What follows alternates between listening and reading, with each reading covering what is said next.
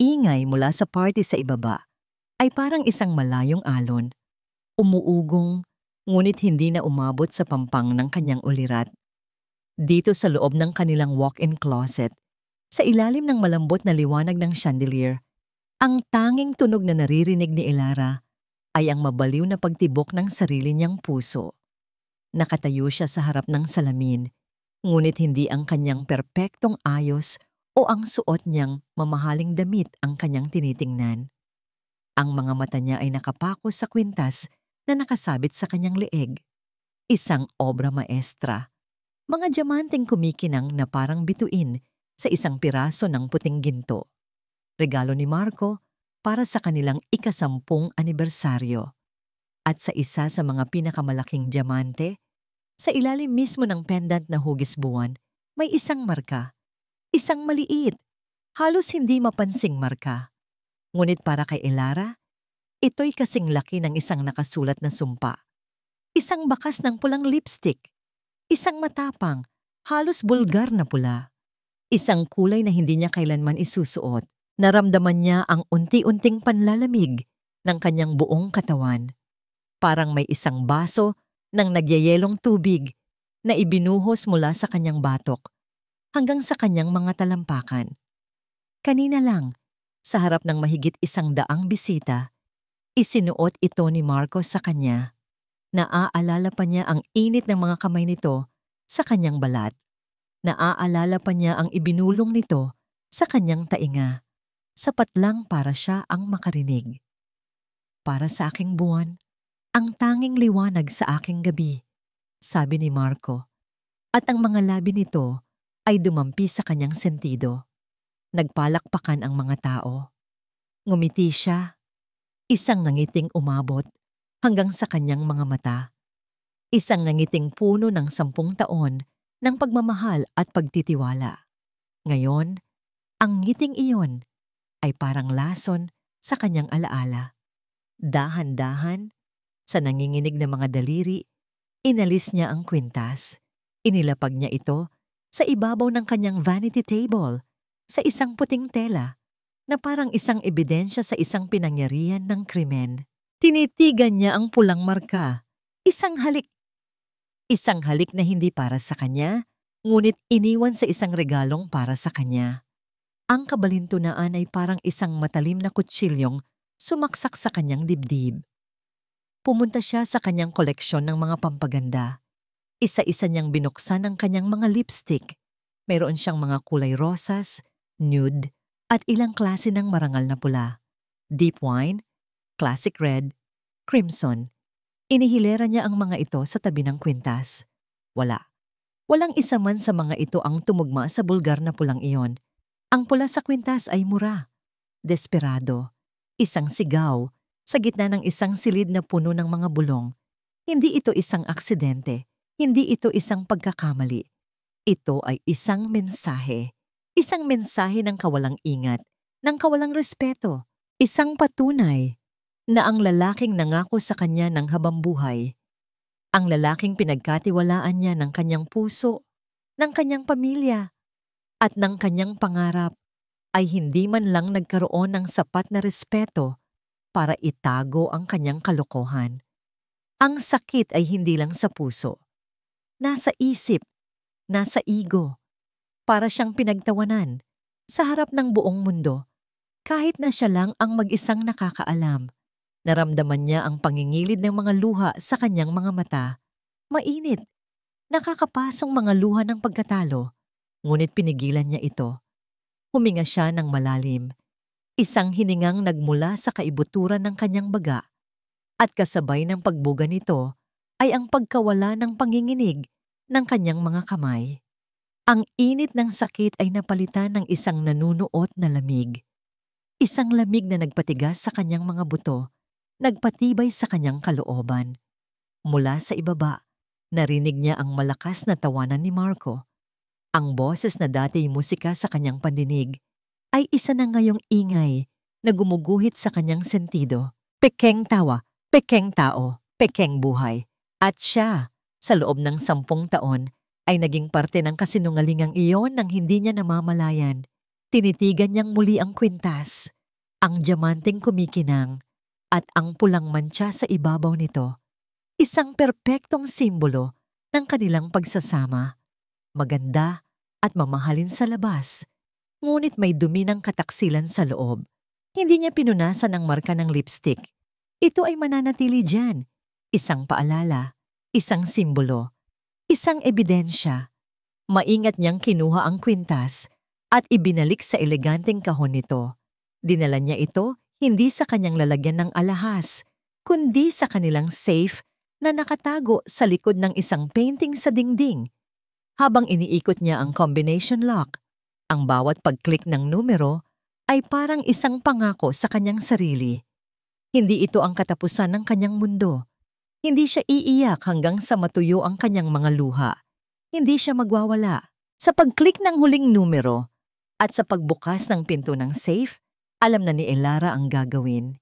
Inilagay niya ang kahon sa loob, sa tabi ng mga titulo ng lupa at mahahalagang papeles. Isinara niya ang pinto ng safe. Ang tunog ng pagsara nito ay pinal at mabigat. Ito ay simula pa lamang ng lahat. Kinabukasan, hindi sa kanilang malawak na master's bedroom, nagising ang diwa ni Elara, kundi sa isang maliit na silid sa kabilang dulo ng kanilang bahay. Ang silid na ito, na dati puno ng buhay at ng tunog ng kanyang mga kagamitan, ay matagal nang nabalot ng katahimikan at alikabok. Ang kanyang pribadong workshop, ang amoy ng lumang papel at kahoy ay sumalubong sa kanya. Isang patong ng alikabok ang tumabon sa kanyang malaking drafting table, sa kanyang mga specialized tools, at sa mga librong tungkol sa gemology na nakasalansan sa isang estante. 5 taon. 5 taon na mula noong huli siyang tumapak dito. 5 taon na mula noong isinuko niya ang kanyang sariling pangarap para buong pusong suportahan ang pangarap ni Marco. Dahan-dahan, hinaplos niya ang ibabaw ng mesa. Ang alikabok ay kumapit sa kanyang mga daliri. Isang mapait na ngiti ang sumilay sa kanyang mga labi. Ang alikabok na ito ay parang simbolo ng parte ng kanyang sarili na hinayaan niyang mamatay. Pero ngayon, oras na para bumangon. Kumuha siya ng basahan at walang imik na sinimulang punasan ang bawat sulok ng silid. Ang bawat pagpahid ay may kasamang determinasyon. Hindi ito paglilinis lamang, ito ay isang ritual. Ang pag-aalis ng nakaraan, ng kahinaan, ng pagiging sunod-sunuran. Habang lumilinaw ang itsura ng kanyang mga gamit, lumilinaw din ang plano sa kanyang isipan. Nang malinis na ang mesa, umupo siya sa kanyang lumang upuan. Kinuha niya ang isang malinis na papel at ang paborito niyang lapis. Huminga siya ng malalim, ipinikit ang mga mata, at hinayaang bumalik ang lahat. Ang pakiramdam ng paglikha, ang apoy, ang passion. At pagkatapos, nagsimula siyang gumuhit. Ang lapis ay sumasayaw sa kanyang mga daliri, hindi na nanginginig, kundi puno ng layunin. Hindi ito isang ordinaryong disenyo. Ang mga linya ay malambot at romantiko. 2 singsing na tila magkayakap kapag pinagtabi, bumubuo ng infinity symbol. Perpekto para sa isang magkasintahan, ngunit meron ding talim sa bawat kurba, isang nakatagong bagsik sa disenyo na tanging isang dalubhasa lamang ang makakapansin. Sa loob ng 1 oras, nabuo ang disenyo sa papel, isang pares ng singsing para sa babae at lalaki, gawa sa platinum, simple ngunit sobrang elegante, walang diamante, walang palamuti. Ang kagandahan nito ay nasa kanyang anyo at kinis. Pinangalanan niya itong tadhana, isang pangalan na puno ng kabalintunaan. Ang kanilang tadhana, na akala niya'y pag-ibig, ay isa palang malaking kasinungalingan. At ang mga singsing na ito, ang magiging saksi sa bagong tadhana na siya mismo ang huhubog para sa kanila. Pagdating ng tanghali, umalis siya ng bahay. Hindi siya nagtungo sa Luz de Luna Fine Jewels. Sa halip, nag-drive siya papunta sa isang maliit at lumang gusali sa isang sulok ng Maynila. Isang lugar na walang makakapagsabi na pag-aari ng isang tech genius. Mang Ben, bati ni Elara sa isang matandang lalaki na abala sa paghinang ng isang motherboard. Napatingala ang lalaki at agad nang ngumiti. Elara, iha! Napadalaw ka! Akala ko'y kinalimutan mo na ang matandang ito. Hindi kailanman, Mang Ben, sagot ni Elara. May bahid ng sinseridad sa kanyang boses. Si Mang Ben ay isang dating engineer na tinulungan ng kanyang yumaong ama. Utang na loob at respeto ang tanging namamagitan sa kanila. May kailangan ako sa'yo. Isang bagay na sensitibo at kailangan ng lubos na discretion. Diretsong sabi ni Elara. Inilapag ang isang folder sa mesa ni Mang Ben. Binuksan ito ng matanda. Sa loob ay ang disenyo ng mga singsing. Napakaganda, iha. Babalik ka na ba sa pagdisenyo? Umiling si Elara. May mas mahalaga akong kailangan. Kailangan kong lagyan ang mga singsing na ito ng pinakamaliit at pinakamalakas na GPS tracking chip na mahahanap mo. Hindi dapat mahalata. Kahit ipascan pa sa X-ray, hindi dapat makita. At kailangan kong ma-access ang lokasyon nila gamit lang ang aking cellphone, anytime, anywhere. Nawala ang nangiti ni Mang Ben. Tinitigan niya si Elara. Nakikita ang bigat sa mga mata nito. Hindi siya nagtanong ng bakit. Tumango lang siya. Mahirap, pero kaya kong gawin. Bigyan mo ako ng 48 oras. Makalipas ang 2 araw, bumalik si Elara. Iniabot ni Mang Ben ang isang maliit na itim na kahon. Sa loob, nakapatong sa isang pulang unan na pelus, ay ang 2 singsing na tadhana. Kumikinang. Perpekto. Walang bakas ng teknolohiyang nakatago sa loob. Salamat, Mang Ben, malaki ang utang na loob ko sa'yo, sabi ni Elara. Mag-iingat ka, iha, ang tanging sagot ng matanda. Pag-uwi sa bahay, sa loob muli ng kanyang workshop, kinuha ni Elara ang singsing na pambabae. Isinuot niya ito sa kanyang palasingsingan. Sakto. Ang lamig ng platinum ay tila nagbigay ng kakaibang lakas sa kanya. Tinitigan niya ito sa ilalim ng ilaw. Simple, walang bahid dungis, nakamamatay. Kinuha niya ang kanyang cellphone, isang nangiting misteryoso ang gumuhit sa kanyang mga labi. Binuksan niya ang kanyang contact list, hinanap ang pangalan ni Marco at nagsimulang mag-type. Mahal, may sorpresa ako para sa iyo bukas at para na rin sa espesyal na bisita ng kumpanya natin. Pumunta ka sa main showroom 2:00 ng hapon. Sinend niya ang mensahe. Ang bitag ay handa na. Ang Luz de Luna Fine Jewels showroom ay isang santuwaryo ng karangyaan. Ang bawat sulok ay maingat na inilawan para bigyang buhay ang kinang ng mga diamante at ginto. Sa loob ng mga glass display case, malambot na classical music ang maririnig sa paligid. Lumilikha ng isang pakiramdam ng kapayapaan at walang hanggang ganda. Ngunit para kay Elara, ang bawat sulok ng lugar na ito ay nababalot ng kasinungalingan. Nakatayo siya sa gitna, suot ang isang simpleng puting bestida, ang kanyang buhok ay nakapusod ng maayos. Kalmado ang kanyang anyo, isang perpektong imahe ng isang sopistikada at matagumpay na may bahay. Walang sino man ang makakahalata sa bagyong namumuo sa kanyang kalooban. Dumating si Marco, eksakto 2:00.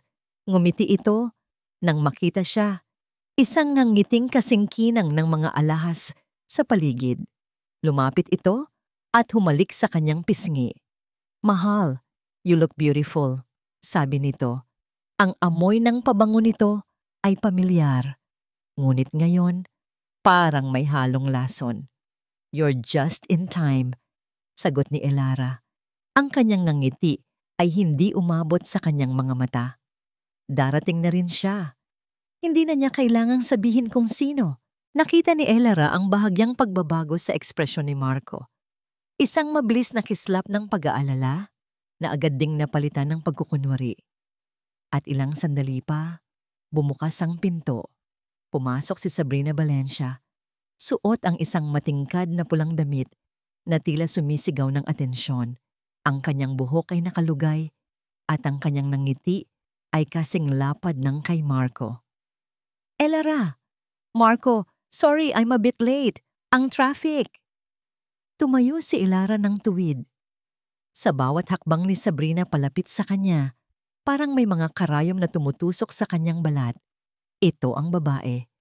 Ang babaeng naging parang kapatid na sa kanya. Ang tinuruan niya. Ang pinagkatiwalaan niya.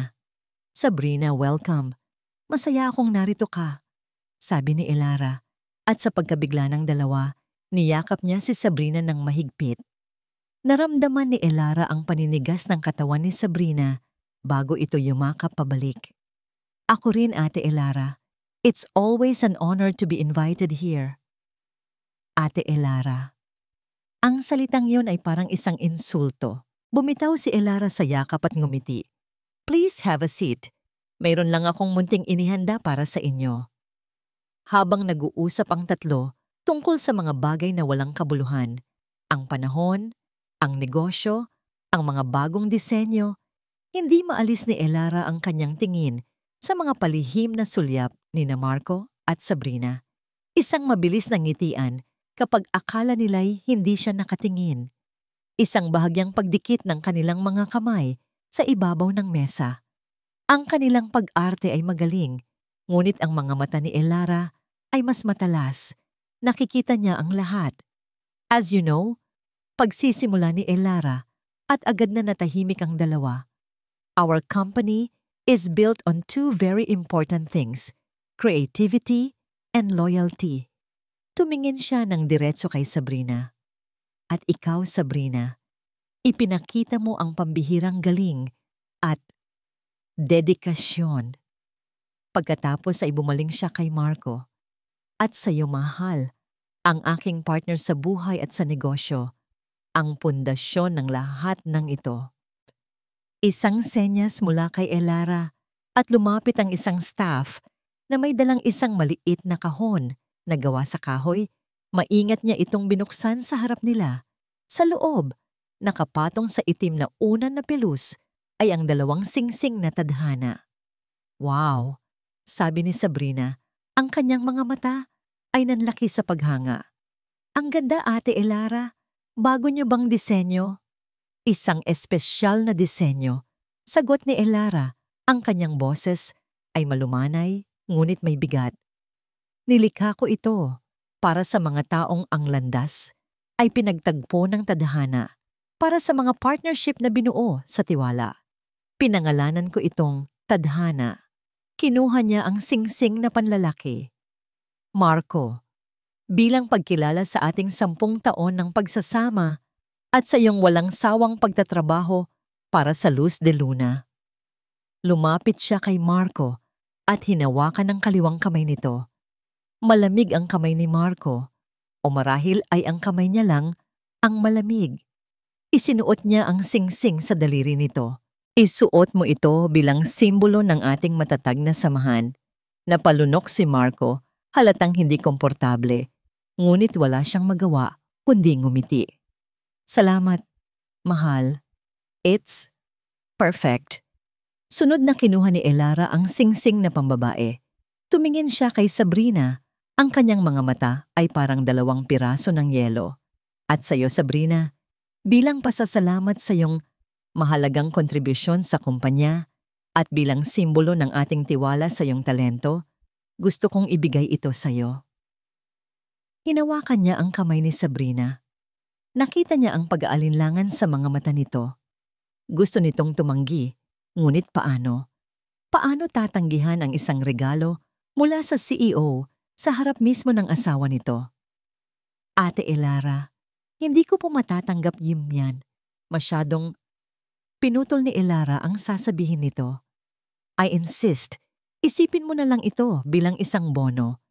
Isang pangako ng mas marami pang magagandang proyekto na gagawin natin ng magkasama.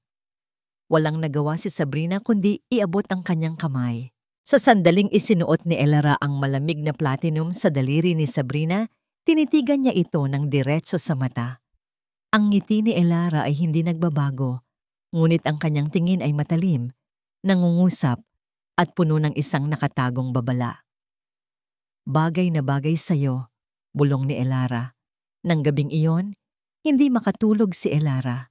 Hinintay niyang marinig ang mahinang hilik ni Marco sa tabi niya. Isang patunay na mahimbing na itong natutulog sa kanyang pagkukunwari. Dahan-dahan siyang bumangon. Kinuha niya ang kanyang cellphone mula sa bedside table at lumabas papunta sa balkonahe. Ang malamig na hangin ng gabi ay yumakap sa kanya. Binuksan niya ang isang application na may simpleng itim na icon. Lumitaw sa screen ang isang mapa ng Metro Manila. At sa mapa, may dalawang kumikinang na pulang tuldok. Ang isang tuldok ay hindi gumagalaw, nakapako sa lokasyon ng kanilang bahay. Iyon ang singsing ni Marco. Ang pangalawang tuldok ay nasa isang condominium unit sa Makati. Ang singsing ni Sabrina. Pinagmasdan niya ang screen, ang kanyang puso ay tumitibok ng mabagal at mabigat. Ilang minuto siyang naghintay sa katahimikan at pagkatapos, nagsimula itong gumalaw. Ang pulang tuldok mula sa kanilang bahay ay nagsimulang kumilos, palayo ng palayo. Pinanood ni Elara ang paglalakbay nito sa mapa. Bawat metro ay isang karayom sa kanyang dibdib. Tumigil ito. At pagkatapos ng ilang sandali, ang pulang tuldok mula sa Makati ay nagsimula ring gumalaw. Pinanood niya habang ang dalawang tuldok ay dahan-dahang naglalapit sa isa't isa na parang dalawang anino na naghahanap ng kadiliman. At sa wakas, sa isang hindi kilalang lugar sa Pasay, nagtagpo sila. Ang dalawang tuldok ay naging isa. Nag-zoom in si Elara sa lokasyon. Ang pangalan sa mapa ay malinaw. Hindi ito isang 5-star hotel. Hindi ito isang mamahaling restaurant. Stardust Motel. Ang pangalan ay parang isang masamang biro. Ang mura. Ang dumi. Isinara ni Elara ang application. Tumingala siya sa kalangitan na walang bituin. Hindi siya umiyak. Ang pakiramdam sa loob niya ay hindi na sakit. Ito ay katiyakan. At sa katiyakang yon, mayroong isang nakakatakot na kapayapaan. Ang laro ay opisyal. Nang nagsimula, hindi na niya kailangan pang tingnan ang mapa. Ang pangalan ng motel ay parang isang tatak na inilagay sa kanyang isipan gamit ang nagbabagang bakal. Stardust Motel. Kahit ang pangalan ay isang panloloko, walang bituin, walang kinang. Tanging alikabok lamang ng mga sirang pangarap. Ibinaba niya ang cellphone at pumasok sa loob. Tumingin siya sa direksyon ng kanilang silid. Si Marco ay mahimbing na natutulog o nagkukunwaring natutulog, hindi na mahalaga. Nagpalit siya ng damit. Tinanggal niya ang kanyang mamahaling bestida at nagsuot ng simpleng itim na pantalon at isang itim na turtleneck sweater. Tinali niya ang kanyang buhok, inalis ang lahat ng alahas sa kanyang katawan maliban sa isa, ang kanyang wedding ring. Tinitigan niya ito saglit. 10 taon. Isang dekada ng kanyang buhay na isiniksik sa isang maliit na bilog ng ginto. Kinuha niya ang susi ng kanyang sasakyan at tahimik na lumabas ng bahay. Habang nagmamaneho siya sa mga tahimik na kalye ng Maynila, ang mga alaala ay nagsimulang bumuhos na parang ulan. Dito sa kalsadang ito, unang sinabi ni Marco na mahal niya siya. Sa kantong yon, tumigil sila para bumili ng street food noong bago pa lang sila. Ang bawat ilaw ng poste, bawat gusali, ay may kwento, ang kanilang kwento. At ngayon, ang lahat ng yon ay parang mga multo na lamang na sumasabay sa kanyang paglalakbay patungo sa libingan ng kanilang pagsasama. Binuksan niya ang radyo para sana maibsan ang katahimikan. Ngunit ang unang tumugtog ay ang kanilang theme song, isang malambing na kanta tungkol sa walang hanggang pag-ibig. Mabilis niya itong pinatay. Ang katahimikan ay mas mabuti kaysa sa isang magandang kasinungalingan. Hindi nagtagal, natanaw na niya ang kumukutitap na neon sign ng motel, Stardust Motel. Sa malapitan, mas mukha itong kahabag-habag. May mga parte ng sign na pundido na at ang pintura sa pader ay natutuklap. Huminto siya sa kabilang kalsada, sa isang madilim na lugar kung saan hindi siya mapapansin. Mula roon, kitang-kita niya ang parking lot at nandoon ito, ang itim na kotse ni Marco, nakaparada sa tabi ng isang lumang kotse na alam niyang pag-aari ni Sabrina. Isang parte sa kanya ang gustong bumaba, kumatok sa pinto ng kanilang kwarto at gumawa ng isang malaking eskandalo. Isang parte sa kanya ang gustong sumigaw, manakit, magwala. Ngunit pinigilan niya ang sarili. Ano ang mapapala niya? Ang makita ang gulat sa kanilang mga mukha? Ang marinig ang kanilang mga palusot? Hindi. Tapos na siya sa mga salita. Tapos na siya sa mga emosyon. Ang kailangan niya ngayon ay katibayan. Katibayan na hindi kayang pasinungalingan. Kalmado niyang kinuha ang kanyang cellphone. Itinutok niya ito sa dalawang sasakyan. Nag-zoom in siya para malinaw ang mga plate number. Click. Ang tunog ng kamera ay parang isang putok ng baril sa katahimikan ng gabi. Tiningnan niya ang larawan. Malinaw. Perpekto. Itinago niya ang cellphone. Umupo siya roon, hindi alam kung gaano katagal. 10 minuto? 30? Isang oras? Ang oras ay walang kahulugan. Tanging ang sakit ang totoo. Parang may isang higanting kamay na pumipiga sa kanyang puso. Dahan-dahan, hanggang sa halos hindi na siya makahinga. Ito na pala iyon, ang pisikal na sakit ng kataksilan. Biglang umilaw ang screen ng kanyang cellphone. Isang mensahe mula kay Marco. Nanginginig niyang binuksan ito. Mahal, sorry. Ang meeting kasama ang mga kliyente ay tumagal ng sobra.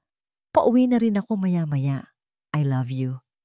Ang 3 salitang yon sa dulo, I love you, ay parang sampal. Isang malutong, nakakainsultong sampal. Napahawak siya ng mahigpit sa manibela. Ang kanyang mga kuko ay bumaon sa katad. Naramdaman niya ang pagnanais na ibato ang cellphone sa bintana. Nabasagin ito hanggang sa maging pulbos. Ngunit muli, pinigilan niya ang sarili. Hinayaan niyang manatili ang mensahe. Isa pa itong ebidensya. Itinuon niyang muli ang kanyang tingin sa bintana ng motel. May ilaw sa isa sa mga kwarto, sa ikalawang palapag. At habang nakatingin siya, isang anino ang gumalaw. Isang anino ng isang lalaki. Matangkad. Pamilyar ang tindig. At pagkatapos, isang anino ng isang babae ang lumapit dito. Mahaba ang buhok. Ang paraan ng paggalaw nito. Kahit anino lang kilala niya. Si Sabrina. Ang 2 anino ay nagyakap. Isang mahigpit, matagal na yakap. At pagkatapos, ang kanilang mga anino ay naging isa habang sila'y naghalikan. Napapikit si Elleran ng mariin. Ito na ang huling patak. Ang imahe ay nakaukit na sa kanyang isipan, isang permanenteng peklat na hindi na mabubura kailanman. Nang imulat niya ang kanyang mga mata, wala nang luha, wala nang sakit, tanging isang malawak, malamig na kawalan. Ang pag-ibig na inalagaan niya sa loob ng 10 taon ay opisyal ng patay. At sa libingan nito, isang bagong damdamin ang nagsimulang tumubo. Hindi paghihiganti, hindi galit, kundi isang uhaw para sa hustisya. Pinaandar niya ang makina ng kanyang sasakyan. Ang tunog nito ay tila gumising sa kanyang buong pagkatao. Hindi siya umikot pabalik sa daan pauwi. Kinuha niya ang kabilang direksyon. Kinuha niya ang kanyang cellphone, hindi para tingnan ang mga mensahe, kundi para buksan ang kanyang contact list. Hinanap niya ang isang pangalan na matagal na niyang hindi tinatawagan, ang abogado ng kanyang pamilya. Attorney Sandoval, sabi ni Elara nang sagutin ang tawag. Ang kanyang boses ay kalmado at matatag. Gising ka pa ba? Kailangan nating mag-usap. Tungkol ito sa Luz de Luna at sa lahat ng pag-aari ko. Ang opisina ni Attorney Sandoval ay hindi nagbago sa loob ng 20 taon. Amoy luma, ngunit mamahaling libro ang buong paligid. Ang mga kasangkapan ay gawa sa matibay na nararamdaman niya. At sa dingding ay nakasabit ang mga litrato ng kanyang yumaong ama, kasama ang abogado. Ito ay isang lugar ng tradisyon, ng katapatan. Isang lugar na kabaligtaran ng makabago at minsan ay peking mundo na ginagalawan ni Elara. Iha, anong nangyari? 3:00 ng madaling araw, hindi ka tatawag para lang mangumusta. Bungad ni Attorney Sandoval, isang lalaking nasa edad 60 na may buhok na halos puti na. Sa kanyang mga mata ay mayroong pag-aalala ng isang ama. Inilapag ni Elara ang kanyang susi sa mesa. Hindi siya umupo agad. Naglakad siya papunta sa bintana at pinagmasdan ang halos walang taong kalye sa ibaba. May problema po kami ni Marco, attorney. Sabi niya, ang kanyang boses ay walang emosyon na para bang nag-uulat siya tungkol sa panahon. Mayroon siyang ibang babae. Isang mabigat na katahimikan ang bumalot sa silid. Narinig ni Elara ang pagbuntong hininga ng abogado. Sigurado ka ba dyan, iha? Humarap si Elara. Sa ilalim ng lampshade, ang kanyang muka ay parang isang maskara ng kalmadong determinasyon. Opo, kitang-kita ng dalawa kong mata. Pero hindi po yon ang dahilan kung bakit ako naparito sa ganitong oras. Umupo siya sa silyang katapat ng mesa ng abogado. Kailangan kong malaman kung nasaan ako nakatayo. Sa legal na paraan, ano ang sa akin, ano ang sa kanya, lalo na pagdating sa Luz de Luna. Tumango si Attorney Sandoval. Tumayo ito at lumapit sa isang malaking cabinet na puno ng mga folder. Ilang sandali siyang naghahanap bago bumalik na may dalang isang makapal na folder na may markang Del Rosario Corporate Holdings. Ang Luz de Luna Fine Jewels ay itinatag gamit ang perang minana mo mula sa iyong ama. Malinaw yan sa mga papeles, sabi ng abogado habang binubuklat ang mga dokumento. Ikaw ang majority shareholder. Technically, sa'yo ang kumpanya, Elara. Si Marco ang tumatayong Chief Executive Officer pero ikaw ang may-ari. Isang bahagyang ginhawa ang naramdaman ni Elara. Iyon ang pagkakaalam niya, ngunit hindi nawala ang kaba sa kanyang dibdib. Pero, pagpapatuloy ng abogado, at ang salitang yon ay parang isang babala. Itinuro niya ang isang dokumento na may petsang 5 taon na ang nakalipas. Natatandaan mo ba itong Corporate Restructuring Agreement na pinirmahan mo? Tinitigan ni Elara ang papel. Ang pirma niya ay naroon, malinaw. Ngunit ang mga salitang nakasulat ay parang nasa ibang lengguwahe. Naalala ko po iyan, sabi niya. Sabi ni Marco, kailangan daw yon para sa expansion plan natin, para mas madaling makakuha ng mga investor at pautang sa bangko. It was a formality. Isang pamilyar na kirot ang kanyang naramdaman. Isang formalidad. Ang mga salitang yon. Iha, ang boses ng abogado ay puno ng pag-iingat. Sa ilalim ng kasunduang ito, ibinigay mo kay Marco ang special administrative powers. Ibig sabihin, mayroon siyang halos ganap na kontrol sa pang-araw-araw na operasyon ng kumpanya nang hindi na kailangan ang iyong pirma. Alam ko po iyon. Nagtiwala ako sa kanya. Pero meron pang iba, sabi ni Attorney Sandoval, at itinuro ang isang maliit na talata sa dulo ng dokumento na nakasulat sa maliit na font. Clause 11B. Nakasaad dito na sa mga natatanging pagkakataon, tulad ng matinding kapabayaan sa tungkulin o malisyosong pagkilos laban sa interes ng kumpanya mula sa panig ng majority shareholder. Ang CEO ay may kapangyarihang mag-utos ng agarang paglilipat ng voting shares para protektahan ang kumpanya. Biglang nanuyo ang lalamunan ni Elara. Ano pong ibig sabihin niyan? Tumingin ng diretso sa kanya ang abogado. Ang ibig sabihin niyan, Elara, kung mapapatunayan niya o kung makakagawa siya ng ebidensya na ginagawa mo ang mga bagay na yon, kaya kanyang tanggalan ng kapangyarihan sa sarili mong kumpanya. Ang hangin ay tila naubos sa loob ng silid. Biglang nag-flashback sa isip ni Elara ang isang eksena, 5 taon na ang nakalipas. Nasa bahay sila, sa kanilang beranda, nagkakape. Masaya sila.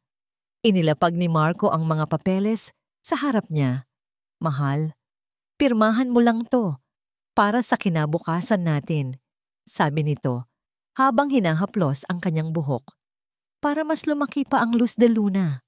Hindi na niya binasa ng maigi. Paano niya pagdududahan ang lalaking mahal niya, ang lalaking nagmamahal sa kanya? Ngumiti siya at pumirma. Pagkatapos ay hinalikan siya nito at ang mga papeles ay agad na nawala sa kanyang isipan. Pagbalik niya sa kasalukuyan, ang alaala ay isa ng bangungot. Ang haplos ay isa ng panloloko. Ang halik ay selyo ng kataksilan.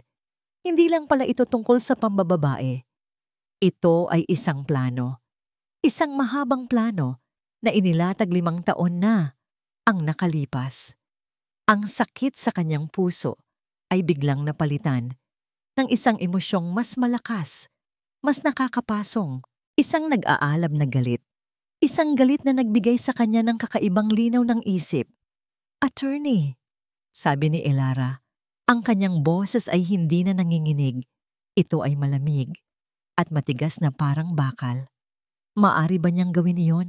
Ang gumawa ng ebidensya? Sa tamang abogado at sa sapat na pera, kahit sino ay pwedeng gumawa ng kahit anong kwento. Malungkot na sagot ni Attorney Sandoval. Tumayo si Elara. Ang pagod at puyat ay biglang naglaho. Kung gayon, kailangan nating maunahan siya. Tumingin siya sa abogado. Ang kanyang mga mata ay nagliliyab. "Gusto kong imbestigahan ninyo ang lahat. Lahat ng galaw ng pera ni Marco sa nakalipas na 5 taon. Bawat sentimo, bawat transaksyon. Gusto kong malaman kung saan napupunta ang pera ng kumpanya. Gawin ninyo ito ng tahimik. Walang dapat makaalam." Tumango ang abogado. Baka sa mukha niya ang paghanga at pag-aalala. "Masusunod, Elara." Nagpaalam si Elara at naglakad palabas ng opisina. Habang nasa loob ng elevator, ramdam niya ang pagbabago sa kanyang sarili. Ang Elara na pumasok sa gusaling iyon, ang Elara na biktima, ay patay na. Ang Elara na lumalabas ngayon ay isang manlalaro sa isang mapanganib na laro. Pagsakay niya sa kotse, umupo lang siya roon ng ilang sandali. Pinapakalma ang sarili. Ang araw ay malapit ng sumikat. Ngunit para sa kanya, ang gabi ay ngayon pa lang nagsisimula. Biglang nag-vibrate ang kanyang cellphone sa tabi niya. Hindi ito tawag o text. Ito ay isang notification mula sa itim na application. Binuksan niya ito. Ang 2 pulang tuldok ay gumagalaw na naman. Si Marco ay umalis na sa motel. Si Sabrina ay umalis na sa kanyang kondo. Ngunit hindi sila papunta sa magkaibang direksyon. Hindi sila pauwi. Ang 2 tuldok ay sabay na gumagalaw patungo sa iisang direksyon. Papunta sila sa puso ng Ortigas Center, ang business district. Pinanood niya habang ang mga ito ay huminto sa tapat ng isang mataas at makabagong gusali. Nag-zoom in si Elara sa pangalan ng gusali, The Vanguard Tower. Mabilis niyang hinanap sa internet ang pangalan ng gusali at ang mga kumpanyang naroroon. Ang puso niya ay bumilis nang makita ang nasa directory ng 15th floor. Valderrama and Associates Law Firm, specializing in corporate mergers and hostile takeovers. Napahigpit ang hawak ni Elara sa kanyang cellphone. Hindi na ito isang posibilidad. Hindi na ito isang plano para sa hinaharap. Nagsimula na sila.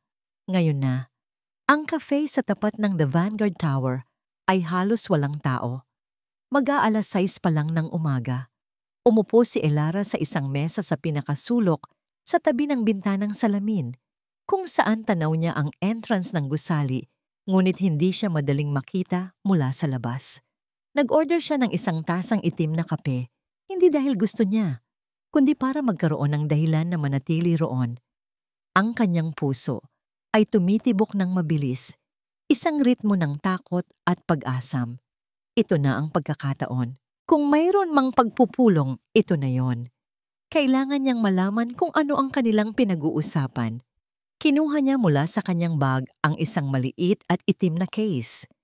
Sa loob nito ay isang pares ng wireless earbuds at isang maliit na device na kasing laki lang ng isang barya. Isang regalo mula kay Mang Ben. Isang long-range listening device. Itago mo lang ang receiver sa bag mo, ilagay ang earbuds, at itutok mo sa direksyon ng target. Maririnig mo ang lahat, basta't nasa loob ka ng 100-meter radius at walang makapal na harang. Paliwanag ng matanda. Isinuot ni Elara ang isang earbud, itinago ito sa ilalim ng kanyang buhok. Itinapat niya ang kanyang bag sa direksyon ng gusali. Hinawakan niya ang tasa ng kape para hindi manginig ang kanyang mga kamay. At naghintay siya. Ang bawat minuto ay parang isang oras. Ang bawat tunog sa paligid, ang pagring ng telepono ng cafe, ang pag-uusap ng mga barista ay nakakabingi. Pilit niyang pinapakalma ang kanyang sarili. Pinipilit na huminga ng malalim. Sa earbud, puro static lang ang naririnig niya. Isang nakakairitang tunog ng kawalan. At pagkatapos, sa gitna ng static, mayroon siyang narinig. Isang pamilyar na boses. Sigurado ka bang walang nakasunod sa atin, Marco? Ang boses ni Sabrina. Malamig at malinaw. Napahigpit ang hawak ni Elara sa tasa. Nagsimula na. Relax, Sab. Sino naman ang susunod? Si Elara? Baka mahimbing pa siyang natutulog sa kama niya. Yakap-yakap ang una na, akala niya ay ako. Sagot ni Marco. May kasamang mahinang tawa na parang tunog ng nababasag na bote sa pandinig ni Elara. Naramdaman niya ang pag-akyat ng apdo sa kanyang lalamunan. Ang bawat salita ay isang dagok. Ang bawat tawa ay isang insulto. May isa pang boses, isang boses ng lalaki na hindi niya kilala. Kalmado, professional, at walang anumang emosyon. Okay, Mr. Del Rosario, Miss Valencia. Let's get straight to business. Oras ang kalaban natin. Iyon siguro ang abogado. Attorney Valderrama, everything is ready on my end. Sabi ni Sabrina, ang boses niya ay nagbago. Naging seryoso at puno ng ambisyon. I have compiled all the design proposals I submitted in the past 2 years na tinanggihan ni Elara. Sasabihin ko na ang kanyang pagiging makaluma at ayaw sa pagbabago ay nagkakahalaga sa kumpanya ng milyon-milyong potential profit. Halos mabitawan ni Elara ang tasa. Mga disenyo na tinanggihan niya? Ang mga disenyong yon ay mga kopya lamang ng mga sikat na international brands. Tinanggihan niya ang mga iyon para protektahan ang integridad at orihinalidad ng Luz de Luna, ang mismong pundasyon na itinuro niya kay Sabrina. At ngayon, ginagamit ito nito laban sa kanya. Perfect, sabi naman ni Marco. Ako naman, hawak ko na ang mga financial report. Itatampok ko ang mga malalaki niyang gastos sa pagkuha ng mga rare gems mula sa iba't ibang bansa. Madali ko itong maipapalabas bilang paggamit ng pondo ng kumpanya para sa kanyang personal na hobby at walang kabuluhang paglalakbay. Ang puso ni Elara ay parang pinunit. Ang kanyang pasyon, ang kanyang dedikasyon sa paghahanap ng pinakamagaganda at pinakakakaibang materyales para sa kanilang mga obra. Iyon ang nagbigay sa Luz de Luna ng reputasyon nito.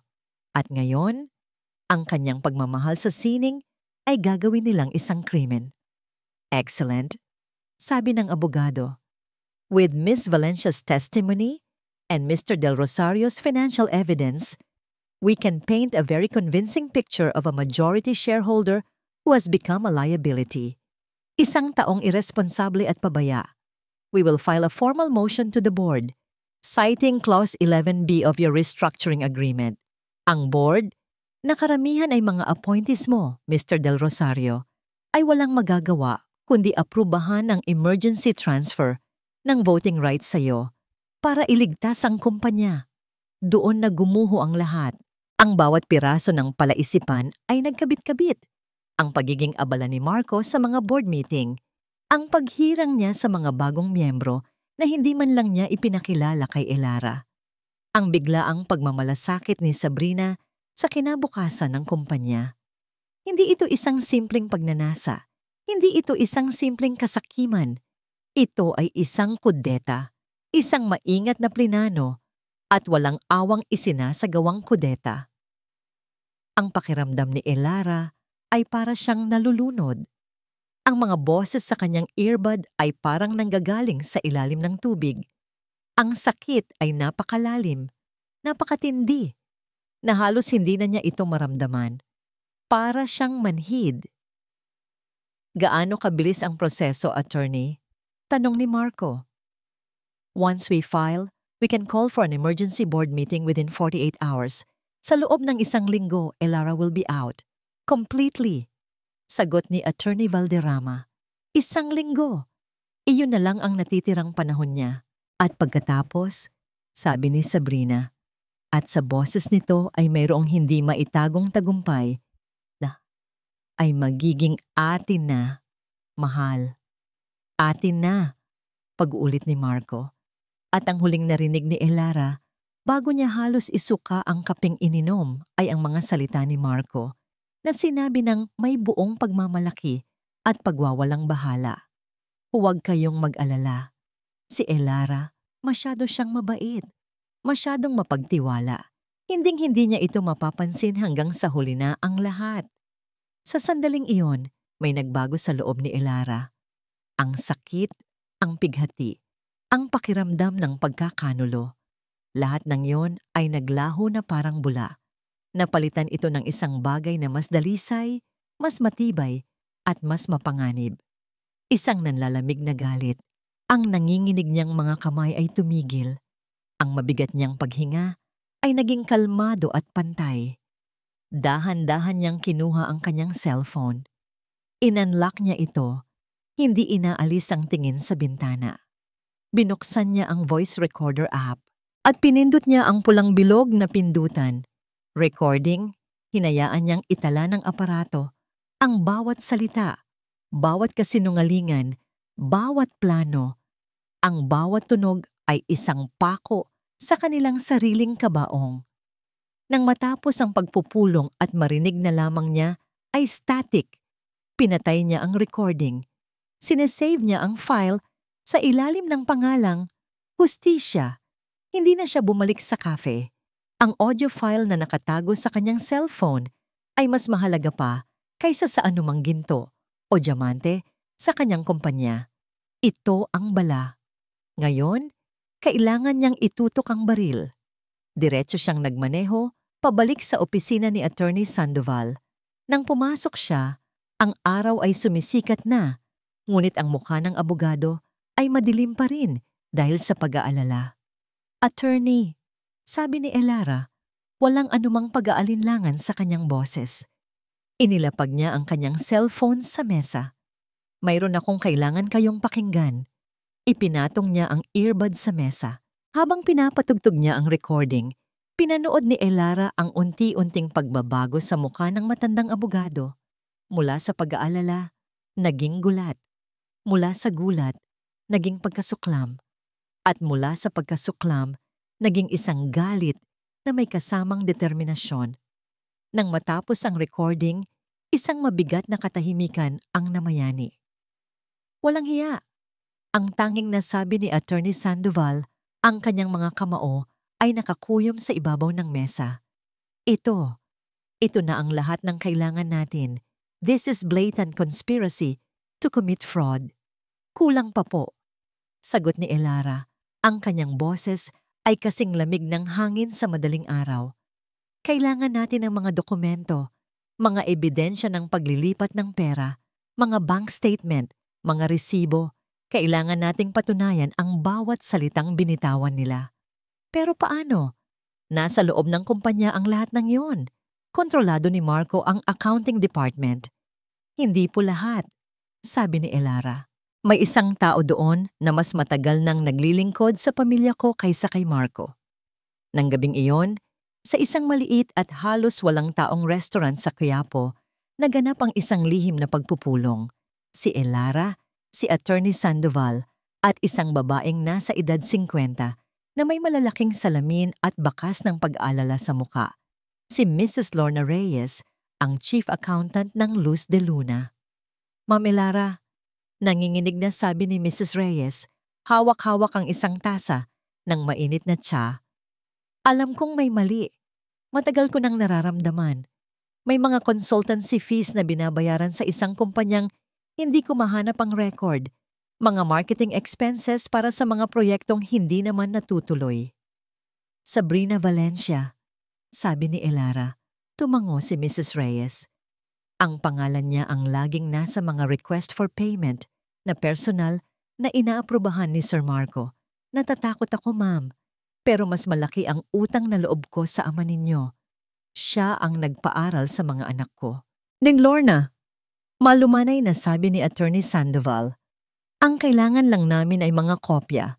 Mga kopya ng lahat ng kahina-hinalang transaksyon. Walang dapat makaalam. Ang kaligtasan mo ang pinakamahalaga. Nang gabing iyon, umuwi si Elara sa isang bahay na parang hindi na niya tahanan. Nadatnan niya si Marco sa dining room, naghahanda ng hapunan. Isang eksenang dati magpapatunaw sa kanyang puso. Mahal, nandyan ka na pala. Nagluto ako ng paborito mo. Sinigang, sabi nito. May malawak na ngiti. Lumapit ito at hinalikan siya sa pisngi. Naramdaman ni Elara ang pagbaliktad ng kanyang sikmura, ngunit pinilit niyang ngumiti pabalik. Wow, thank you, mahal. Mukhang napagod ka yata sa trabaho ngayon. Umupo sila sa hapagkainan. Ang bawat subo ni Elara ay parang isang pagsubok. Pinakinggan niya ang mga kwento ni Marco tungkol sa kanyang mabigat na araw sa opisina, tungkol sa mga mahihirap na kliyente, habang alam niya kung saan ito talaga nanggaling kaninang umaga. Pinagmasdan niya ang lalaking kaharap niya, ang lalaking minahal niya, ang lalaking ama sana ng kanyang mga anak. At sa ilalim ng ilaw ng kanilang chandelier, ang nakikita na lang niya ay isang estranghero, isang halimaw na nagtatago sa ilalim ng pamilyar na balat. Okay ka lang ba, mahal? Parang ang lalim ng iniisip mo, tanong ni Marco. Ngumiti si Elara. Iniisip ko lang kung gaano ako kaswerte sa'yo. Pagkatapos ng hapunan, nagpaalam siyang pupunta sa kanyang lumang workshop para maghanap ng inspirasyon. Isang palusot na madaling tinanggap ni Marco. Sa loob ng kanyang santuwaryo, sa gitna ng alikabok at mga alaala, binuksan niya ang isang lumang baul na nakatago sa ilalim ng kanyang drafting table. Sa loob nito ay ang kanyang mga lumang sketchbook. Dito nakaguhit ang lahat. Ang mga unang disenyo ng Luz de Luna, ang mga orihinal na konsepto, ang mga piraso ng kanyang kaluluwa na ibinuhos niya sa papel. Binuklat niya ang mga pahina. Naroon ang disenyo ng kanilang pinakaunang engagement ring, ang kwintas na naging bestseller nila sa loob ng 5 taon, ang mga hikaw na isinuot ng isang sikat na aktres sa isang awards night. Lahat ay may kasamang petsa at pirma niya, ito. Ito ang ebidensya na hindi kayang pasinungalingan ng sinuman. Ang Luz de Luna ay hindi lang itinayo gamit ang pera ng kanyang pamilya. Itinayo ito mula sa kanyang dugo, pawis at talento. Siya ang Luz de Luna. Hinaplos niya ang papel. At sa unang pagkakataon, sa loob ng maraming araw, isang tunay na emosyon ang bumalik sa kanya. Mas malakas kaysa sa galit at sakit, pag-asa. Biglang nag-vibrate ang kanyang cellphone sa ibabaw ng mesa. Isang unknown number. Nag-alinlangan siyang sagutin ito, ngunit may nag-udyok sa kanya. Hello? Ma'am Elara? Isang pamilyar na boses, ngunit puno ng takot at pagmamadali. Boses ni Mrs. Reyes. Mrs. Reyes, anong nangyari? Ma'am, kailangan niyo pong malaman. Humihingal na, sabi ng accountant. Si Sir Marco, nagpatawag po siya ng isang biglaang emergency board meeting para bukas ng umaga. Nanigas si Elara. Sabi po niya, mayroon daw siyang isang napakahalagang anunsyo tungkol sa kinabukasan ng kumpanya. Ang hangin ay muling naubos sa paligid ni Elara. Ang isang linggong palugit na narinig niya sa recording ay biglang nawala. Gumalaw na sila. At mas mabilis ito kaysa sa inaasahan niya. Ang pakiramdam ay parang pag-inom ng pinakamahal na alak sa mundo. Nakakainit, nakakalasing, nakakapangyarihan. Nakatayo si Marco sa malawak na bintana ng penthouse condominium ni Sabrina. Hawak ang isang kopita ng red wine. Sa ibaba, ang mga ilaw ng lungsod ay parang isang carpet ng mga bituin na inilatag para sa kanya. Para sa kanila. Ang galing mo kanina, Marco. Sa pagpupulong, sabi ni Sabrina mula sa kanyang likuran. Naramdaman ni Marco ang pagyakap nito, ang pagdikit ng malambot nitong katawan sa kanyang likod. Ang pabango nito ay matamis at mapang-akit. Humarap si Marco at ngumiti. Tayo! Magaling tayo! Pero ikaw ang nagplano ng lahat. Ikaw ang nagtayo ng board. Ikaw ang nagpatakbo ng Luz de Luna sa loob ng maraming taon. Bulong ni Sabrina, ang kanyang mga daliri ay marahang gumuhit sa dibdib ni Marco. Alam na alam niya kung ano ang mga salitang gustong marinig ni Marco. Alam niya kung paano pakainin ang ego nito. At si Marco, nilamon niya ang lahat ng yon. Ito ang kulang sa kanya kay Elara. Ang pagsamba, ang paghanga. Si Elara, mahal siya nito. Oo, pero sa paraan ng isang kapantay. Minsan, parang mas mataas pa nga ito. Ang talino ni Elara, ang talento nito, ang pangalan ng pamilya nito. Lahat ng yon. Sa simula ay iyon ang nagustuhan niya. Ngunit sa paglipas ng panahon, naging anino na lamang yon na palaging nakasunod sa kanya. Ginawa ko lang ang nararapat, sabi ni Marco. Hinahaplos ang buhok ni Sabrina. Elara, hindi na niya naiintindihan ang negosyo. Masyado siyang sentimental, masyado siyang artista. Hawak pa rin siya ng mga lumang paraan. Hinahadlangan niya ang pag-unlad ng kumpanya. Ito ang kwentong paulit-ulit niyang sinasabi sa kanyang sarili. Isang kasinungalingan na sa katagalan ay naging parang katotohanan na sa kanyang isipan. Kinumbinsi niya ang sarili na ang ginagawa niya ay hindi isang pagnanakaw, kundi isang pagliligtas. Kinuha ni Sabrina ang isang mamahaling ballpen mula sa isang kahon sa mesa. Inabot niya ito kay Marco. Isang pirma na lang bukas. Mahal, isang pagtaas ng kamay mula sa board, at ang lahat ng pinaghirapan mo ay mapapasa iyo na ng buo. Kinuha ni Marco ang panulat, malamig at mabigat. Napangiti siya. Na-imagine niya ang eksena bukas sa boardroom, ang mga muka ng mga miyembro ng board na siya mismo ang pumili, at ang mukha ni Elara. Ang gulat, ang sakit, ang hindi makapaniwalang itsura nito kapag nalaman na niya ang lahat. Isang maliit na kirot ng konsensya ang dumaan sa kanya, ngunit agad niya itong iwinaksi. Kasalanan niya ito. Naging kampante siya.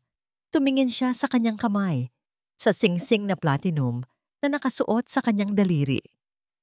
Tadhana, ang singsing na ibinigay sa kanya ni Elara.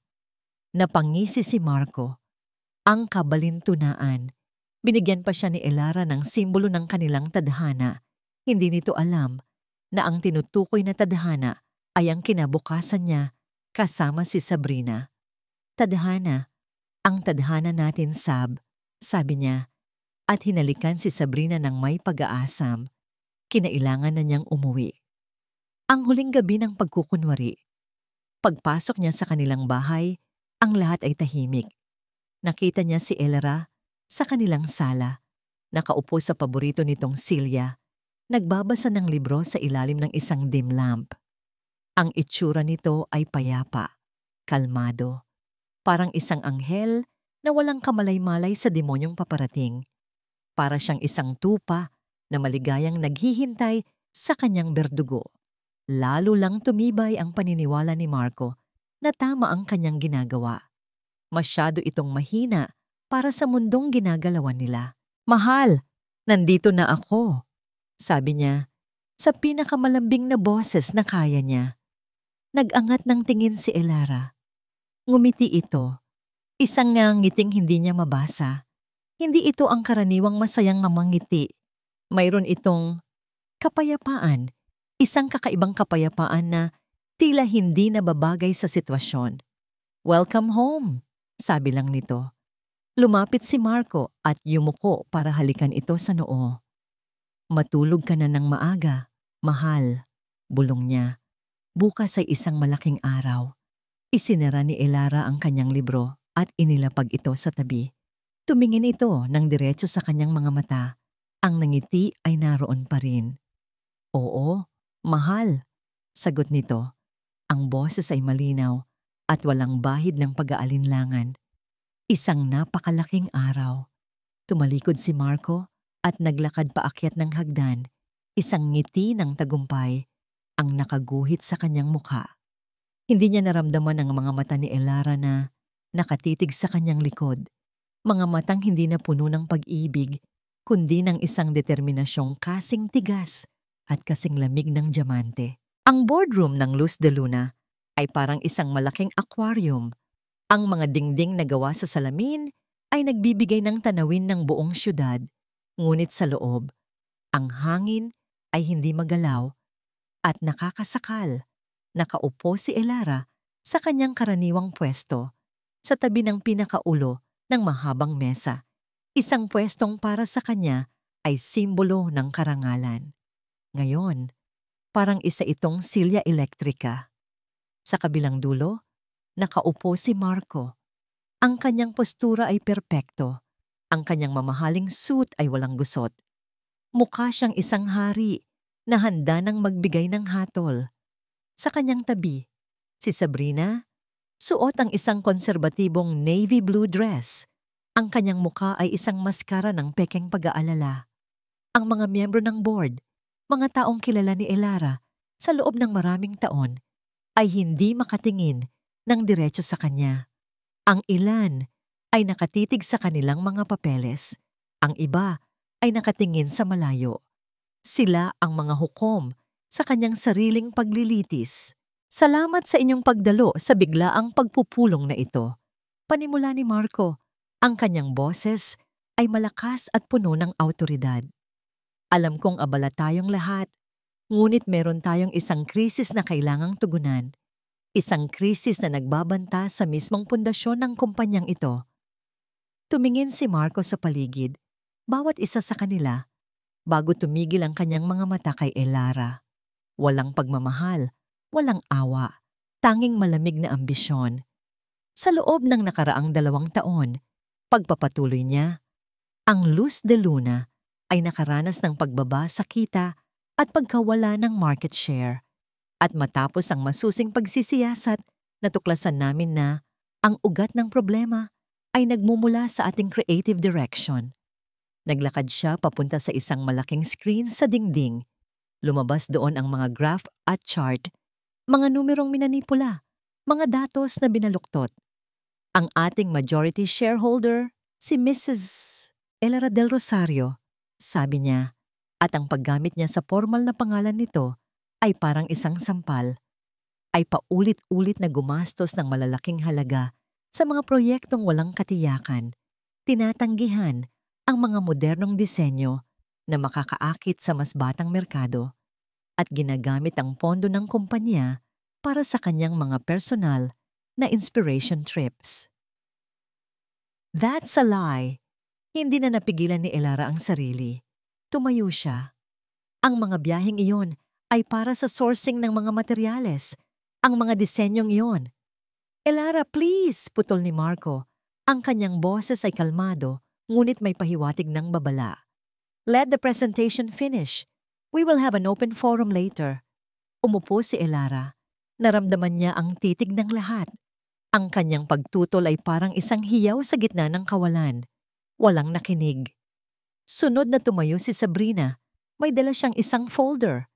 With all due respect to Ma'am Elara, sabi niya, ang kanyang boses ay malambing at puno ng pekeng pagsisisi. Bilang isang designer, nakikita ko po kung saan nanggagaling ang takot ni Sir Marco. Ito po ang ilan sa mga disenyong ipinasa ko na hindi naaprubahan. Mga disenyong mas moderno, mas abot kaya, na maaaring magbukas ng bagong linya para sa Luz de Luna. Ang mga disenyo, ang mga kopya, ipinakita niya ang mga iyon na parang sarili niyang obra. Ang puso ko po ay para sa Luz de Luna. Pagpapatuloy ni Sabrina, may namumuong pekeng luha sa kanyang mga mata. At masakit pong makita na ang ating paglago ay nahahadlangan dahil sa pagiging sentimental iyon na. Ang dalawang patalim ay itinarak na sa kanyang likod. Ang isa ay galing sa kanyang asawa. Ang isa ay galing sa babaeng itinuring niyang kapatid. Sinubukan muling magsalita ni Elara, ngunit si Marco ay umiling lang. The evidence speaks for itself. Kaya naman, sa ilalim ng Clause 11B ng ating corporate agreement, ako bilang CEO ay formal na inire-recommenda ang agarang suspension ni Mrs. Elara del Rosario mula sa lahat ng kanyang tungkulin at kapangyarihan sa board, effective immediately, para maprotektahan ang interes ng kumpanya. Isang nakakabinging katahimikan. All those in favor? Tanong ni Marco. Isa-isa, dahan-dahan, nagtaas ng kamay ang mga miyembro ng board. Ang bawat kamay na tumataas ay parang isang martilyong pumupukpok sa kabaong ni Elara. The motion is carried, deklara ni Marco. Walang anumang emosyon sa kanyang mukha. Tumingin siya sa pinto. 2 security guard ang pumasok. Mga guard na kilala ni Elara. Sila ang binabati niya tuwing umaga. Ma'am, sabi ng isa sa kanila, halatang hindi komportable. Pakisama na lang po kami palabas. Hindi makagalaw si Elara. Ang kanyang mga paa ay parang nakadikit sa sahig. Ito ba ay isang masamang panaginip? Tumingin siya kay Marco, naghahanap ng kahit anong bahid ng pagsisisi, ng pag-aalinlangan. Ngunit wala. Ang nakita lang niya ay isang malamig na tagumpay. Dahan-dahan siyang tumayo. Hindi niya sila hahayaang makita siyang umiyak. Hindi niya sila hahayaang makita siyang talunan. Itinuwid niya ang kanyang likod. Tinaas niya ang kanyang noo. Nagsimula siyang maglakad. Ang bawat hakbang ay mabigat. Ang pagbukas ng pinto ng boardroom ay parang pagbukas ng pinto ng selda. At sa labas, ang buong opisina ay nakatigil. Ang lahat ng empleyado, mga designer, mga sales staff, mga admin, ay nakatayo sa kani-kanilang pwesto, nakatingin sa kanya. Ang kanilang mga mukha ay puno ng gulat, awa at tsismis. Ang mahabang paglalakad mula sa boardroom hanggang sa elevator ay ang pinakamahabang paglalakbay sa kanyang buhay. Ang tunog ng kanyang mga takong sa makintab na sahig ay umalingaw-ngaw sa nakakabinging katahimikan. Naramdaman niya ang daan-daang mga mata na nakatutok sa kanya, parang mga karayom na tumutusok sa kanyang balat. Nang makarating siya sa elevator, lumingon siya. Nakita niya si Marco at Sabrina na nakatayo sa may pinto ng boardroom, magkatabi. Pinapanood ang kanyang pag-alis. Ang mga anino nila ay mahaba. Sila ang mga bagong hari at reyna ng kastilyong siya mismo ang nagtayo. Sumara ang pinto ng elevator at sa loob ng metal na kahon na yon, habang siya'y bumababa, doon lang niya hinayaang bumagsak ang kanyang mga balikat. Doon lang niya naramdaman ang bigat ng lahat. Paglabas niya sa lobby, ang sikat ng araw ay sumalubong sa kanya, halos nakakasilaw. Tumayo siya sa gilid ng kalsada, sa gitna ng ingay at gulo ng syudad, ngunit ang nararamdaman niya ay isang malawak na kawalan. Tumingala siya. Ang malaking logo ng Luz de Luna Fine Jewels ay kumikinang sa itaas ng gusali. Ang kanyang pangalan, ang kanyang legacy, inagaw mula sa kanya. Lahat ay nawala. Ang kanyang kumpanya, ang kanyang asawa, ang kanyang pinagkatiwalaan. Lahat. Isang butil ng luha ang nagbadyang pumatak mula sa kanyang mga mata. Ngunit bago pa ito tuluyang bumagsak, pinunasan niya ito. Huminga siya ng malalim. Ang hangin ay marumi, puno ng usok. Ngunit para sa kanya, ito ang unang hininga ng kalayaan. Maaaring kinuha nila ang lahat, ngunit may isang bagay na hindi nila makukuha. Ang kanyang isip, ang kanyang tapang. Dahan-dahan niyang kinuha ang kanyang cellphone mula sa bag. Ang kanyang mga daliri ay hindi nanginginig. Kalmado, puno ng layunin. Binuksan niya ang kanyang email. Pumunta siya sa drafts folder. Naroon ito, naghihintay. Isang email na isinulat niya kagabi matapos ang tawag ni Mrs. Ang listahan ng mga tatanggap. Lahat ng mamamahayag sa lifestyle at business, mga sikat na blogger, mga tapat na kliyente, at mga maimpluwensyang tao sa industriya. Ang subject, imbitasyon, isang espesyal na paglulunsad, at ang paglalantad ng katotohanan. Pinindot niya ang send. Ang grand ballroom ng isang 5-star hotel ay puno ng mga tao, ng tunog ng mga nag-uumpugang kupitan ng champagne at ng amoy ng tagumpay. Ang entablado ay naliligo sa puting ilaw at sa gitna nito ay isang malaking screen na nagpapakita ng logo ng Luz de Luna Fine Jewels. Ito ang kanilang press conference, ang kanilang koronasyon. Mula sa isang madilim na sulok sa likuran, pinanood ni Elara ang lahat. Nakatayo siya roon, hindi napapansin, isang anino sa gitna ng karangyaan. Nasa entablado si Marco. Hawak ang mikropono. Ang kanyang ngiti ay perpekto. Ang kanyang boses ay puno ng kumpiyansa. Sa tabi niya, si Sabrina, ang larawan ng isang mahinhin ngunit napakatalinong kahalili.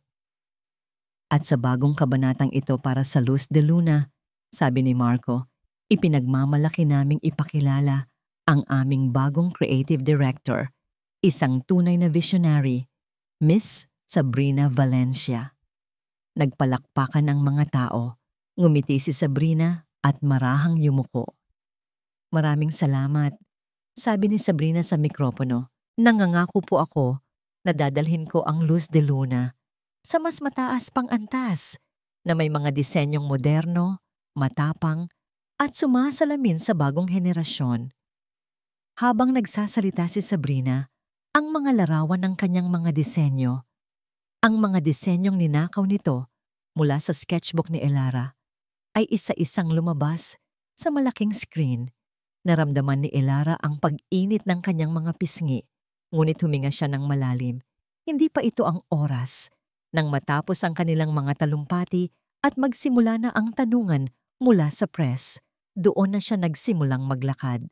Dahan-dahan, bawat hakbang ay may layunin. Ang mga tao sa likuran ang unang nakapansin sa kanya. Ang mga bulungan ay nagsimula. Ang mga kamera ng cellphone ay dahan-dahang bumaling mula sa entablado patungo sa kanya. Hindi siya pumasok na parang isang biktima na nanggugulo. Pumasok siyang parang isang reyna na babawiin ang kanyang kaharian. Suot niya ang isang eleganteng itim na damit. Ang kanyang buhok ay nakaayos ng perpekto at sa kanyang mga mata, mayroong apoy. Ang bulungan ay naging isang ugong hanggang sa ang buong silid ay natahimik. Maging si Marco sa entablado ay natigilan sa pagsasalita. Ang kanyang ngiti ay unti-unting naglaho nang makita siya. Ang mukha ni Sabrina ay biglang namutla. Nagpatuloy sa paglakad si Elara. Dire-diretso patungo sa entablado. Walang pumigil sa kanya. Ang lahat ay tila natigilan, pinapanood ang isang eksenang hindi nila inaasahan. Nang makarating siya sa paanan ng entablado, kinuha niya ang isang mikropono mula sa isang staff na tulala. Umakyat siya sa hagdan at tumayo sa gitna, sa pagitan ni Marco at Sabrina. Magandang gabi sa inyong lahat, sabi ni Elara. Ang kanyang boses ay kalmado ngunit umalingaw-ngaw sa buong ballroom. Ako si Elara Cruz del Rosario, ang nagtatag, ang may-ari, at hanggang kahapon, ang puso at kaluluwa ng Luz de Luna. Isang malakas na bulungan ang pumuno sa silid. Mayroon kayong narinig na isang napakagandang kwento ngayong gabi. Isang kwento ng pagbabago at bagong pamumuno. Ngayon, hayaan ninyong ibahagi ko sa inyo ang totoong kwento.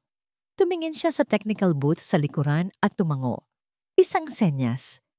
Biglang nawala ang logo ng Luz de Luna. Sa malaking screen, napalitan ito ng itim. At pagkatapos, isang tunog ang pumuno sa mga speaker.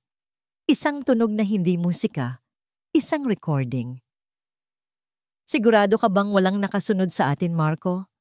Ang boses ni Sabrina, malinaw na malinaw. Nanlaki ang mga mata ng lahat. Tumingin si Marco at Sabrina sa isa't isa. Ang kanilang muka ay puno ng pagkasindak. Relax, Sab. Sino naman ang susunod? Si Elara? Baka mahimbing pa siyang natutulog. Ang boses ni Marco. Ang buong pag-uusap nila sa opisina ni Attorney Valderrama, ang plano, ang paninira, ang pag-amin sa kanilang intensyon ay ipinarinig sa lahat. Nang marating ang parte kung saan sinabi ni Marco na si Elara, masyado siyang mabait. Hinding-hindi niya ito mapapansin. Isang malakas na hiyawan ng gulat ang narinig mula sa mga manonood. Bago pa man makabawi ang dalawa, muling nagbago ang nasa screen. Lumitaw ang isang mapa ng Metro Manila at 2 pulang tuldok. Ito, sabi ni Elara, itinuturo ang screen, ay ang tadhana, ang pares ng singsing na personal kong idinisenyo at ibinigay sa kanila bilang simbolo ng tiwala. Ipinakita sa screen ang paggalaw ng mga tuldok, ang kanilang mga lihim na pagkikita, at sa huli, ang pagtigil ng 2 tuldok sa iisang lugar, Stardust Motel. Ang kahihiyan sa mukha ni Marco at Sabrina ay hindi na maitago. Ngunit hindi lang ito tungkol sa personal na kataksilan, pagpapatuloy ni Elara. Ito ay tungkol sa pagnanakaw. Biglang umakyat sa entablado si Attorney Sandoval, may dalang mga dokumento. Ang mga disenyong ipinakita sa inyo kanina, sabi ni Elara, habang ipinapakita sa screen ang mga pahina mula sa kanyang lumang sketchbook, katabi ng mga bagong disenyo ni Sabrina. Ang pagkakahawig ay hindi maikakaila. Ay ninakaw mula sa aking mga personal na koleksyon na nilikha ko 10 taon na ang nakalipas. Ipinakita rin ni Attorney Sandoval ang mga financial statement na nagpapatunay ng paglilipat ng pera mula sa Luz de Luna papunta sa mga personal na account ni Sabrina na nakatago sa ilalim ng pangalan ng isang pekeng kumpanya. Ang silid ay puno na ng mga flash ng kamera at nag-uunahang mga reporter. Si Marco ay parang isang estatwang natutunaw. Si Sabrina ay nanginginig. Ang kanyang mga mata ay puno ng luha. Totoong luha ng pagkatalo sa pagkakataong ito. Ang laro ninyo, sabi ni Elara, ang kanyang boses ay malamig at pinal, ay binuo sa kasinungalingan, kasakiman, at kataksilan. Sa hudyat na yon, bumukas ang mga pinto sa likuran ng ballroom. Pumasok ang ilang unipormadong pulis kasama ang mga ahente mula sa National Bureau of Investigation. Naglakad sila nang dire-diretso patungo sa entablado. Si Marco at Sabrina ay napaurong, natrap sa gitna ng entablado, sa ilalim ng mga ilaw na dati nagpapakita ng kanilang tagumpay, ngunit ngayon naglalantad sa kanilang mga krimen. Tumingin si Elara ng diretso sa kanilang mga mata. Mga matang puno ng takot at hindi makapaniwala. Ang laro ay tapos na. Lumipas ang ilang linggo. Ang eskandalo ay parang isang malaking sunog na tumupok sa mundo ng negosyo at alta sosyedad. At ngayon, ang natitira na lamang ay ang usok at ang mga abo. Nasa opisina si Elara, sa lamesang dati pag-aari ni Marco. Tahimik ang buong palapag. Tanging ang mahinang ugong ng aircon at ang pag-click ng kanyang mouse ang maririnig. Sa kanyang computer screen, binabasa niya ang mga huling balita. Del Rosario at Valencia nakaharap sa maraming kaso ng fraud at falsification.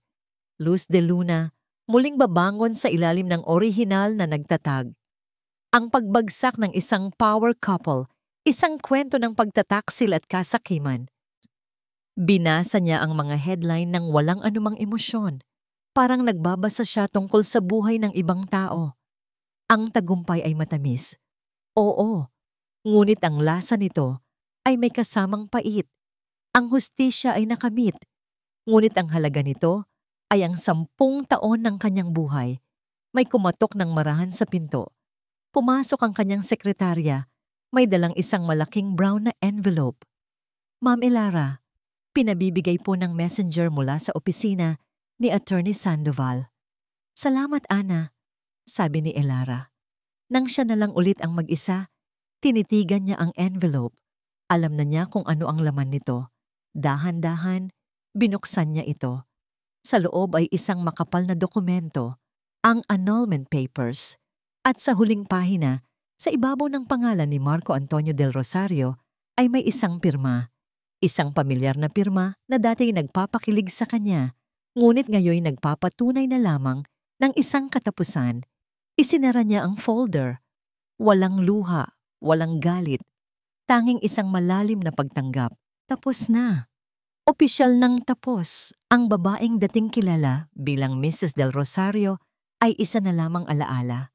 Tumayo siya at naglakad-lakad sa loob ng opisina. Ang lahat ay pamilyar, ngunit iba ang pakiramdam. Ang mga muebles, ang mga palamuti, ang tanawin mula sa bintana, lahat ay may bakas ng pagkukunwari ng mga kasinungalingang binuo sa loob ng mga dingding na ito. Lumabas siya at naglakad sa hallway.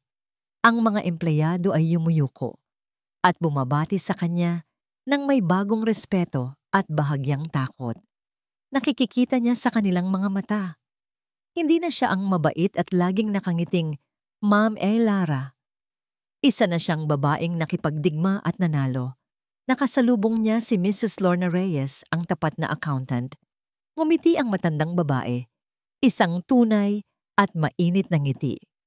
Ma'am, sabi ni Mrs. Reyes, ang kanyang mga mata ay bahagyang nangingilid. Welcome home po. Ang simpleng mga salitang iyon ay tumagos sa puso ni Elara. Sa gitna ng lahat ng gulo at sakit, mayroon pa ring mga taong nanatili. Mayroon pa ring tahanan na pwede niyang balikan. Salamat, Lorna. Sinserong sagot ni Elara. Maraming salamat sa lahat. Nagpatuloy siya sa paglalakad hanggang sa marating niya ang kanyang lumang opisina. Ang opisina ng Creative Director. Mas maliit ito kaysa sa opisina ng CEO, ngunit mas personal. Dito niya iginuhit ang kanyang mga unang pangarap. Pumasok siya sa loob. Ang mga gamit niya ay naroon pa rin, natatakpan ng manipis na alikabok. Lumapit siya sa isang malaking salamin na nakasabit sa dingding. Tinitigan niya ang kanyang sariling refleksyon. Sa unang pagkakataon, sa loob ng mahabang panahon, hindi niya nakita ang isang asawa. Hindi niya nakita ang isang biktima. Hindi niya nakita ang isang babaeng nawalan. Ang nakita niya ay isang babaeng tumayo. Isang babaeng lumaban. Isang babaeng buo, kahit nabasag. May mga bagong linya sa paligid ng kanyang mga mata, mga linyang iginuhit ng puyat at pag-aalala. Ngunit ang kanyang mga mata mismo ay mas malinaw, mas matatag. Mayroon ng bigat at lalim na wala roon dati. Ito na pala siya ngayon. At sa kauna-unahang pagkakataon, hindi siya natakot sa babaeng nakikita niya sa salamin. Sa katunayan, nagsisimula na niya itong hangaan. Habang nililibot niya ang tingin sa silid, napansin niya ang isang lumang baul na nakatago sa ilalim ng isang estante. Ang baul na itinago niya maraming taon na ang nakalipas. Lumuhod siya at binuksan ito. Ang amoy ng lumang papel at tuyong tinta ay sumalubong sa kanya. Sa loob, maingat na nakasalansan, ay ang kanyang mga unang kagamitan sa pagdidisenyo. Ang kanyang mga lumang lapis, ang kanyang mga kompas at ruler, at sa ilalim ng lahat, may isang itim na sketchbook. Ang sketchbook na ginamit niya bago pa man niya makilala si Marco. Bago pa man mabuo ang Luz de Luna, binuksan niya ito.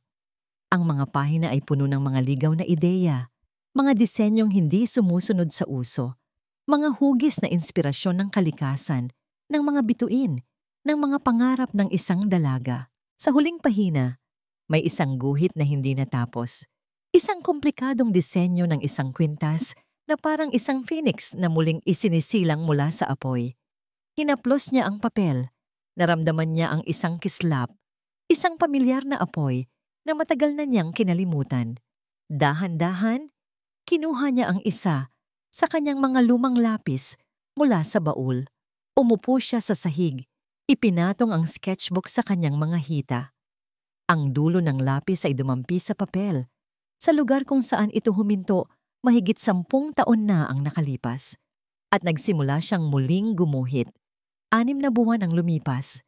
Ang malaking logo ng Luz de Luna Fine Jewels na dating nakasabit sa itaas ng gusali ay wala na. Sa halip, pinalitan ito ng isang pangalan na mas simple, mas personal, at mas makapangyarihan. Elara. Nakasulat sa isang eleganteng script font na siya mismo ang nagdisenyo, kumikinang sa ilalim ng araw. Sa loob, ang buong opisina ay nagbago na rin. Ang madilim na kahoy ay pinalitan ng maliwanag na puti. Ang mabibigat na kurtina ay inalis. Hinahayaang pumasok ang natural na liwanag. May mga halaman sa bawat sulok at sa mga dingding nakasabit ang mga orihinal na sketch ng mga disenyo, hindi ang mga makintab na litrato ng mga produkto. Ang pakiramdam ay hindi na parang isang korporasyon, kundi isang malaking art studio. May sigla, may buhay. Sa gitna ng lahat ng ito ay si Elara. Nakatayo siya sa harap ng kanyang creative team, isang halo ng mga dati at bagong mukha. Hindi na siya nakasuot ng mga konserbatibong business suit. Suot niya ay isang simpleng linen dress. Ang kanyang buhok ay malayang nakalugay. At sa kanyang leeg ay nakasabit ang isang pamilyar na kwintas, isang phoenix na gawa sa rose gold. Ang mga pakpak nito ay pinalamutian ng maliliit na fire opal, ang unang piraso mula sa kanyang bagong koleksyon. Ang pangalan ng ating unang koleksyon sa ilalim ng Elara ay Pagbangon. Sabi niya, ang kanyang boses ay kalmado ngunit puno ng passion. Ang bawat piraso ay hindi lamang isang alahas. Ito ay isang kwento ng pagbagsak, ng pagharap sa kadiliman, at ng paghahanap ng lakas upang muling bumangon mula sa abo. Ito ay para sa bawat babaeng nakaranas ng sakit ngunit piniling huwag magpatalo. Ang kanyang team ay nakikinig ng may paghanga. Nakikita nila ang pagbabago. Ang babaeng nasa harap nila ngayon ay hindi na ang Mrs. Del Rosario na nagtatago sa anino ng kanyang asawa. Ito si Elara, ang artista, ang visionary, ang pinuno. Pagkatapos ng pagpupulong, bumalik si Elara sa kanyang opisina. Sa ibabaw ng kanyang mesa, may isang puting sobre na naghihintay. Walang tatak ng selyo. Nakita niya ang pamilyar na sulat kamay. Galing ito sa abogado ni Marco. Binuksan niya ito. Sa loob ay isang piraso ng papel, isang sulat. Elara, walang araw na hindi ako nagsisisi. Nabulag ako ng ambisyon at ng kasinungalingan. Sinira ko ang pinakamagandang bagay sa buhay ko. Sinira kita. Walang kapatawaran ang ginawa ko, alam ko. Ngunit gusto ko lang malaman mo, mula sa loob ng lugar na ito, kung saan marami akong oras para mag-isip, na ikaw ang tanging katotohanan sa buhay kong puno ng pagkukunwari. Patawad. Marco, binasa niya ang sulat ng isang beses. Walang galit, walang awa. Tanging isang pakiramdam ng pagwawakas. Ang Marco na nagsulat nito ay hindi na ang Marco na kilala niya. At ang Elara na binabasahan nito ay hindi na ang Elara na sinaktan nito. Kalmado niyang nilukot ang papel at itinapon ito sa basurahan sa ilalim ng kanyang mesa. Hindi na ito mahalaga. Kinagabihan, ginanap ang opisyal na paglulunsad ng Elara at ng koleksyong Pagbangon. Ang venue ay hindi isang grand ballroom, kundi isang art gallery. Ang mga alahas ay hindi nakalagay sa mga ordinaryong display case, kundi naka-showcase na parang mga sculpture. Bawat isa ay may kasamang tula na isinulat ni Elara. Ang mga tao ay dumating hindi lang para makita ang mga alahas, kundi para makita siya. Habang naglalakad siya sa gitna ng kanyang mga bisita, nakangiti at nakikipag-usap, naramdaman niya ang isang kapayapaan na matagal na niyang hindi naramdaman. Ang kaligayahan ay hindi na isang bagay na hinahanap niya mula sa ibang tao. Ito ay isang bagay na nilikha niya mula sa kanyang sarili. Sa huling bahagi ng gabi, umakyat siya sa isang maliit na entablado, hindi para magbigay ng isang formal na talumpati, kundi para magpasalamat. Maraming salamat sa inyong pagdating, sabi niya. Ang kanyang boses ay malinaw at puno ng sinseridad. Ang gabing ito ay hindi lamang tungkol sa mga alahas. Ito ay tungkol sa muling pagsisimula. Nalaman ko sa mahirap na paraan na kung minsan kailangan nating mawala ang lahat para matagpuan ang ating tunay na sarili. Ang dating ako ay ang buwan na kumukuha lamang ng liwanag mula sa araw ng iba. Ngunit ngayon, ngumiti siya isang tunay at maningning na ngiti. Natututunan ko ng maging sarili kong bituin. Nagpalakpakan ng mga tao. Sa gitna ng mga mukha, nakita niya si Attorney Sandoval at si Mrs. Reyes parehong nakangiti sa kanya. Pagkatapos ng kanyang talumpati, lumapit siya sa isang malaking bintana na tanawang kalangitan ng gabi. Tumingala siya. Ang langit ay puno ng mga bituin. Maliliit na tuldok ng liwanag sa gitna ng malawak na kadiliman. Hindi na niya kailangan ng GPS para malaman kung nasaan siya. Sa wakas, pagkatapos ng mahabang paglalakbay, natagpuan na niya ang kanyang sarili. Hindi na siya si Mrs. Del Rosario, ang asawang pinagtaksilan. Hindi na siya ang Elara na lumalaban para sa hustisya. Siya si Elara, malaya, buo, at handa na para sa anumang bagong simula. At dito nagtatapos ang kwento ng pagbangon ni Elara. Maraming salamat, mahal naming tagapakinig, sa pagsama ninyo sa amin sa bawat kabanata ng kanyang paglalakbay. Mula sa sakit ng kataksilan hanggang sa tamis ng tagumpay, naramdaman namin ang inyong presensya at suporta. Habang isinusulat namin ang kwentong ito, naging paalala sa amin na ang buhay ay hindi laging perpekto. May mga pagkakataong tayo ay madarapa, masasaktan, at mararamdamang tila na wala na ang lahat. Ngunit tulad ni Elara, naway matagpuan din natin sa ating mga sarili ang lakas na hindi natin akalaing taglay natin. Ang lakas na bumangon, lumaban, at higit sa lahat, ang lakas na muling buuin ang ating mga sarili. Sana'y ang kwento ni Elara ay mag-iwan sa inyo hindi lamang ng kilig at gigil, kundi pati na rin ng inspirasyon at pag-asa. Pag-asa na kahit sa pinakamadilim na gabi, laging mayroong bukang liwayway na naghihintay. At ang tunay na pag-ibig, ang pinakamatibay sa lahat, ay ang pag-ibig na matatatagpuan natin para sa ating mga sarili. Muli, mula sa kaibuturan ng aming puso, maraming salamat sa inyong pakikinig. Ang inyong mga komento, reaksyon, at pagmamahal ang nagsisilbing inspirasyon sa amin upang magpatuloy sa paglikha ng mga kwentong tatatak sa inyong mga puso. Hanggang sa ating muling pagkikita sa susunod na kwento.